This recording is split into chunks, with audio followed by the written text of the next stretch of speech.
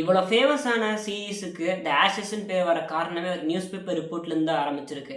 அதாவது 29th August 1882 ஆஸ்திரேலியாவும் England ஒரு test match விளையாடுறாங்க இந்த ஓவல் கிரவுண்டில். அப்போ தான் ஃபர்ஸ்ட் தடவை ஆஸ்திரேலியா இங்கிலாண்டை தோவடிக்கிறாங்க இங்கிலாந்துலேயே. அதனால் இந்த ஸ்போர்ட்டிங் டைம் இருக்கிற ஒரு நியூஸ் பேப்பர் கம்பெனி அவங்க ரிப்போர்ட்டில் கிரிக்கெட் இங்கிலாண்டில் செத்துருச்சு, அந்த பாடியை எரிச்சு அதில் இருக்கிற ஆஷ் இப்போ ஆஸ்திரேலியாவுக்கு போயிட்டு இருக்கிற மாதிரி ஒரு ரிப்போர்ட் கொடுத்துருப்பாங்க. அதுக்கடுத்து அந்த சீரீஸ் இங்கிலாந்து வந்து ஆஸ்திரேலியாவுக்கு போகிறாங்க. அந்த இயர் வந்து 1882லேருந்து 83. அப்போது இங்கிலாந்து கேப்டனான இவோ பிளை வந்து ஆஸ்திரேலியன் மீடியா கிட்ட we are going to recover the ashes-னு ஒரு ஃப்ரேஸ் சொல்கிறாரு. அது வந்து மீடியாவாக இருக்கட்டும், ஒரு பப்ளிக்காக இருக்கட்டும், ஒரு அட்ராக்ஷனாக உருவாயிருச்சு. அதனாலேயே அந்த சீரீஸ்க்கு த ஆஷஸ்ன்னு சொல்லி பேர் வச்சாங்க. அப்போ ஆரம்பித்து இப்போ முடியும் அது கண்டினியூ ஆகிட்டு இருக்கு. 1882 அந்த 83 சீரீஸில் இங்கிலாந்து 2-1 சொல்லி ஜெயிச்சிட்டாங்க. அப்போ அந்த கேப்டனான இவோ பிளைக்கு கிஃப்ட்டை என்ன பண்ணுறாங்கன்னா ஒரு இல்லை ஒரு ட்ராஃபி கொடுக்குறாங்க.